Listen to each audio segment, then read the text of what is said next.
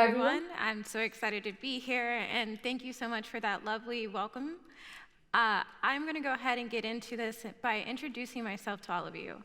I know that introduction covered a lot, but I want to tell you some really cool fun facts about me. So I am an engineering manager. I work at this really cool mental health startup called Alma. So we build out products so that therapists can provide better care for their clients. Outside of my 9 to 5, I did start a nonprofit because isn't that the normal progression in tech? You just start random things. But for my nonprofit, we're focused on helping underestimated groups understand, thrive in tech, but really focusing on the stay and thrive, because with working with underestimated groups, we know that they face barriers that others don't. So we offer workshops and resources around mental health, financial literacy, and what to do if you face discrimination in the workplace. So we're doing all that work because we want to close the wage gap in those communities.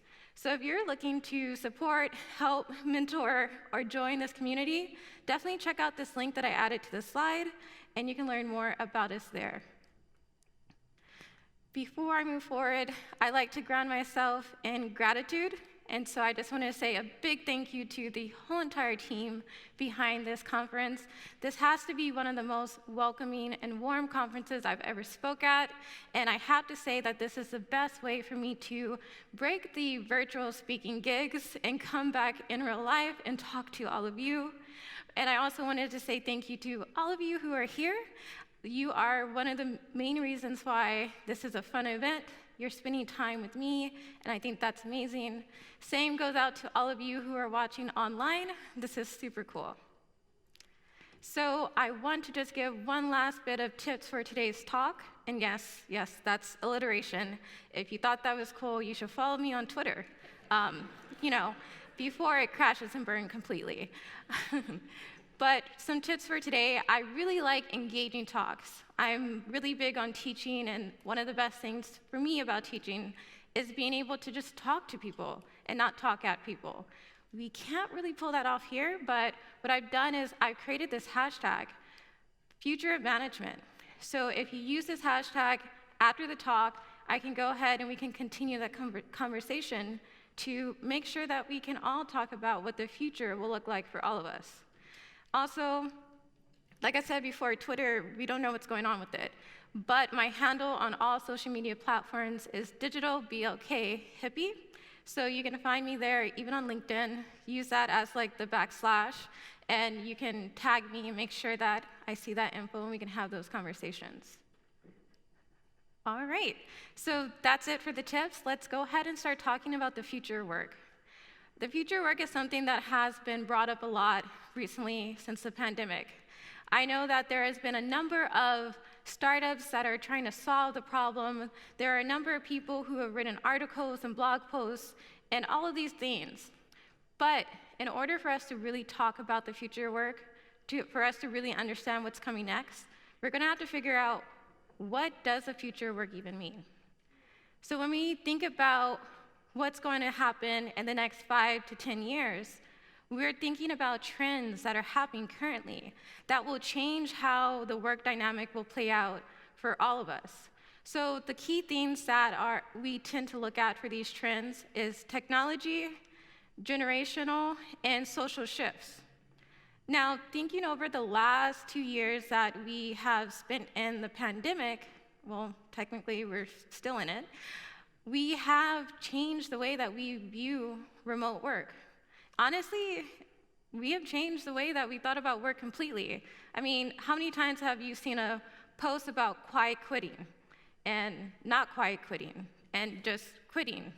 So we all know that there's change happening in the workplace. And then when we think about the technology that has been pushing the shift of how we work, so many things have been changing. We have artificial intelligence that has gained so much popularity, and it has been easier to implement in all types of businesses. So now we have this big boom of AI-generated art, and that's creating conversations that we haven't really had before. Well, we've had them, but just not at this degree. People are starting to question, how will technology affect their workflow? Artists, developers, designers, even doctors are starting to question, is AI coming for my job? Should I be better than the robots? All of these things may seem so far out, but these things are actually happening. And this shift is really big because for the first time, we are seeing people who are highly skilled be affected by these changes. And I actually love this part because if there's any time I could talk about TikTok, I'm going to talk about TikTok. And one of the other shifts that is starting to happen is the fact that socially, millennials and Gen Z have teamed up to create workplace boundaries, which is super odd, right? Of all things for us to come together on, this is what we picked. I think that these creators that I've added to the screen have done a really great job of explaining why we're so fed up with the amount of work that we're expected to do with the world that we're currently living in. And so I think this is a really great way to talk about the fact that generationally, we do not view work the same way that our past generations have. And so now that we know a little bit more about how tech, generational shifts are starting to change what we expect from the workplace, I want to get into the data. So there have been a number of studies done about what the future of work would look like compared to all of the trends that we talked about today. One of the biggest things that stood out to me was the fact that within the next 5 years, it's expected that people working today will see a 40% change in their core skills. That's a big deal. Can you imagine that? The skills that you built to get your job that you're doing now, you're going to see a 40% shift in that. Now, when those shifts happen, we're going to have to figure out as leaders, as people who are moving our community forward, how do we make sure everyone can participate and just, have a job? So the things that a lot of reports are starting to come out and say is that those who will be affected by this shift, 50% of them will need the support of reskilling from their workplace. Now, this does sound scary. Seems like a lot of people will be affected by this, and that companies will have to support a lot of people in order to help train them and get them to the next step. Now, I don't want people to think that this is a bad thing. This is actually great. There are a number of studies that have come out and said that people who invest in their employees have better returns. They see their employees grow at a better rate, they build better products, and they stay longer. So the fact that we are moving into a space where we're going to be focusing on reskilling all of these different people means that we're in a position to build better products, create better work environments, and, just be better. But in order to get there, there's a couple of things that we have to keep in mind. That the leadership styles that we have now need to be more flexible. We need to focus more so on ethics, and we need to make sure that we're growing our emotional intelligence as much as we are growing our tech stacks, our design systems. Because as we start to integrate different things, whether it's AI, machine learning, or whatever is coming next, we need to make sure that we're doing so in a way that we can bring as many people with us through this journey. And that is going to be one of the main ways to do it. So when we're thinking about what that growth and what that experience is going to look like, a lot of people think about the T-shape. They say that you should have a broad set of skills, but be really focused in one thing. But if we know that our core skills are going to shift, what does that mean for how leaders will mentor others? To me, it means that we need to expand our wings. We need to make sure that we are building out those skills that are focused on more of the general skill sets. So that way, no matter what changes come ahead, we have the skills that we need to adjust and move forward. So some examples of those skills are going to be being able to focus on self-management. For those of us who work remotely, we understand how hard it is to have self-management, time management, just to get things done, because there's a lot of distractions at work. when you're working from home. We'll also need more social intelligence, higher emotional intelligence. We need to make sure that we are aware of what's going on so that way we can also be able to deal with internal conflicts and make sure that we can present our goals to others in a way that makes sense. We'll also need to be creative and have high critical thinking skills. These skills will help us be able to problem solve things as things come and as they change. But when we talk about building out these skills, we have to realize building out soft skills are not easy. I think this industry has made it seem like soft skills are the things that are not that important. But when we think about how we can expand our wings, we have to realize that to build out these skills, it's going to take daily practice. And as leaders in this community, we have to make sure that we are providing our teams the resources that they need to understand what those skills are, how to identify them, and how to implement them throughout their day. And we need to make sure that we are backing these with actual work policies that will show people how important these skills are.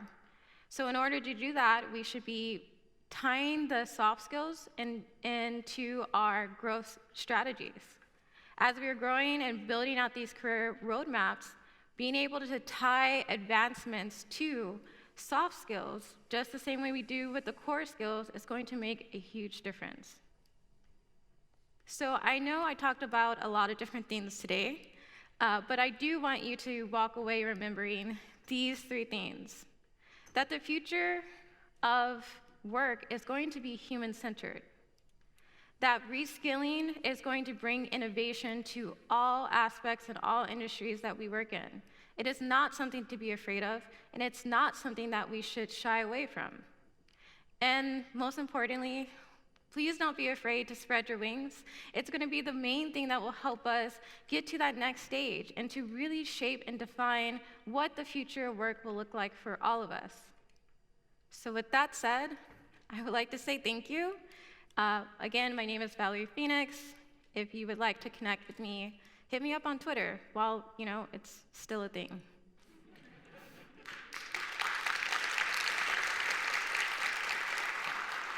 That's great. Thank you. Have a seat.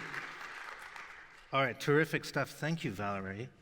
Actually, I just want to start with something. When you were talking about tech by choice, you framed it as being for underestimated groups, which I just love that framing, because when I've done work with organizations like CodeBar, I've used the language of underrepresented groups, but I love the power of framing it as underestimated groups. I presume that's a very deliberate choice on your behalf. Yeah. When I first started Tech by Choice, and it's no surprise that I am Black, and so I've heard a lot of different terms used to describe these different communities, and I never really vibed with them. And I feel like the best way to explain what we were building at Tech by Choice is the fact that we're just trying to build resources, because our communities have typically been overlooked and always thought of last. So that's why we went with underestimated. I love it. On the topic of something we all know from design systems, naming things is hard. And I have to admit, the term soft skills just doesn't sit right with me. Do you have any other phrases, framings for that? I was actually thinking about that right before I came on stage, and I'm like, these are just human skills, because when I think about it, the skills that I was talking about is what helps us with everything. It's not just work, it's how we interact as a person. Yeah, human skills, I like that. Actually, on the topic of naming things, you were talking about ethics in design, and this event I was talking about last week, Leading Design, the brilliant Lisa Welchman was giving a talk about ethics in design, but her framing of it wasn't to talk about ethics, but to talk about safety, which I thought was, again, a lovely reframing. Do you have a definition of ethics when you're talking about it? I think, to me, when we think about ethics, it's being able to, one, push back on what we're building, to ask the bigger whys and what are the pitfalls and how can this be used in the worst ways. But I also think that ethics in what we're building in this industry has a lot to do with who are we thinking about and who are we leaving out? And how can we make that more level-filled and so that we're building and thinking about as many people as possible? Yeah, and that chimes nicely with the safety framing of it, right? Yes. All right, so you were talking about, people in the future or now are going to need to get, reskilling, get retrained. But I guess that's the boots on the ground, the people, at the coalface doing the work. But what about organizational structures? Do they just stay the way they are and the way they have been? Yeah, so I've been thinking about this a lot, and I think the more that we start to see work as like this more human-centered thing and not so much we're building products to like push out to make money, but we're solving true human problems, I think we're going to start to see a shift in the way that organizations are structured, and it's going to resemble more of a flat structure, not completely, but making it so that anyone at any level in any department can give feedback to make sure that we're pushing forward towards the mission. And I think it'll be able to support more flexibility and having people give feedback to different departments to make sure that, again, that it's as human-centered as possible. I mean, that kind of change, sounds like it's got to come from the top. It sounds like a big change for organizations to make. Is that realistic? I think for some companies, yes. For some companies, no. I think where there is more flexibility is going to be with startups, of course, because they're building something new. But I still think with the larger organizations, we're going to start to see them be able to build out these maybe even smaller micro departments that may be able to have more flexibility than the larger org. And so I think we'll start to see that start to happen. So it's a lot of this about autonomy and agency. Yes. Okay, yeah. So structures need to support that. Yes. Got it. Okay, so people need to get reskilled. We saw the percentages there, but getting down to brass tacks, where do people go to do that? So that's a really interesting thing. I think something that I've seen that's been really new and exciting is resources like Google creating all of these workshops that allow people to learn on their own pace these different skills, whether you want to be a designer, go into project management, or be a developer. But I think there's going to be still that core set of skills that is going to be a little bit harder for people to build. And I think they're going to be able to rely more on smaller communities, identity-based communities, where they feel okay asking the silly questions, and they feel like they'll have more support about how to navigate things that matches their experience a little bit more than something that's more generic. And so I think communities like Tech by Choice, Techaria, and Natives in Tech are going to be like really great spaces for people to be able to build those skill sets in some place that they don't have to code switch in to learn those skills.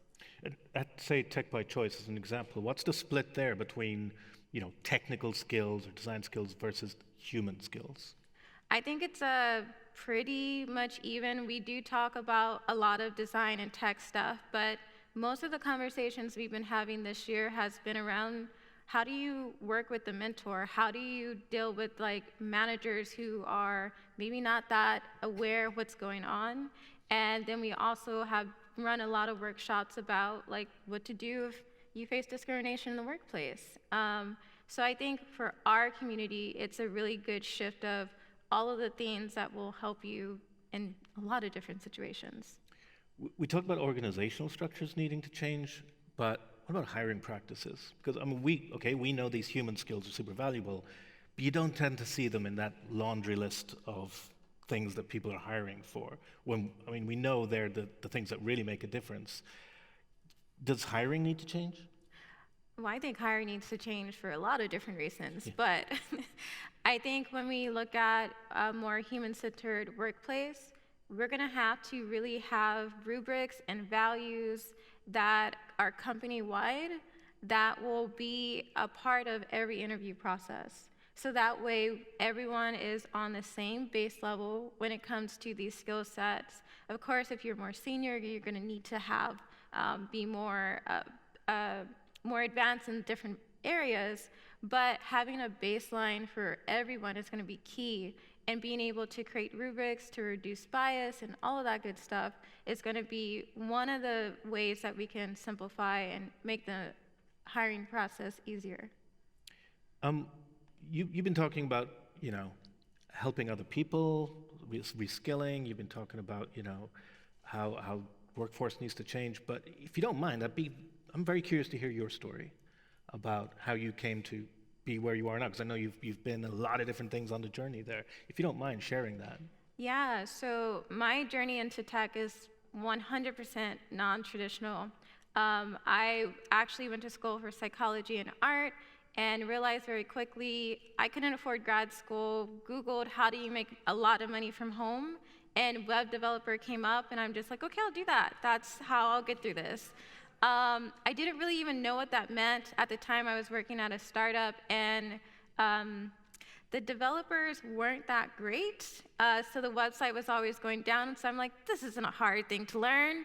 I don't even have to be good at this, and you can get paid to do this. And I'm like, cool. And so I went down this rabbit hole of teaching myself how to code.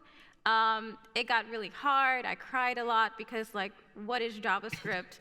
And then I said, you know what, I know research, I know psychology, I'm gonna be a UX designer. And I went down that path. I tried to change my wardrobe. I got the really cool glasses. But I didn't have the graphic design skills. I know how to paint. I don't know how to graphic design. I did one job, and the guy was really nice. He's like, hey, I get the core concept of what you're trying to do, but you should not do this professionally. And he was nice about it. I'm just like, okay, cool, let me go figure out that JavaScript stuff again. So that's how I kind of got into tech, and it was kind of not the easiest path. I definitely struggled a bit, ended up taking out a huge loan in order to take this apprenticeship program and not work full time. And so going through that journey, I realized this is really hard. It should not be this hard to get a job that has good benefits, that will help me not live paycheck to paycheck and just, exist. And so once I got there and I got my footing and I got like my second or third job in tech, I'm just like, none of my friends came with me. They saw me go down this path. They saw what the outcome could be, but they're like, no, this isn't for me. This isn't fun. This isn't easy. I don't have the money to do this. And so that's why I started Tech by Choice, because I went down a path that wasn't that easy, but I didn't have to. It didn't have to be this hard. And so that's how I got my start in tech. And as soon as I got there, I realized if I give back to community, I'm going to see a lot of things change, and I'm going to see tech that is going to be built to solve problems in my own community and communities of others. So that's why I'm here now. That's awesome. Do you think yeah. Thank you. I love that you just dived in and sort of went, I'm going to learn this. But I can understand why other people would be like, no, I'm not following that route, because maybe the perception is, oh, it's rocket science. And are we kind of collectively maybe responsible for that by talking, gosh, our jobs are so hard, writing code and painting rectangles on screens, when actually, I'm not saying anyone could do it, but kind of anyone could do it with the right training, right?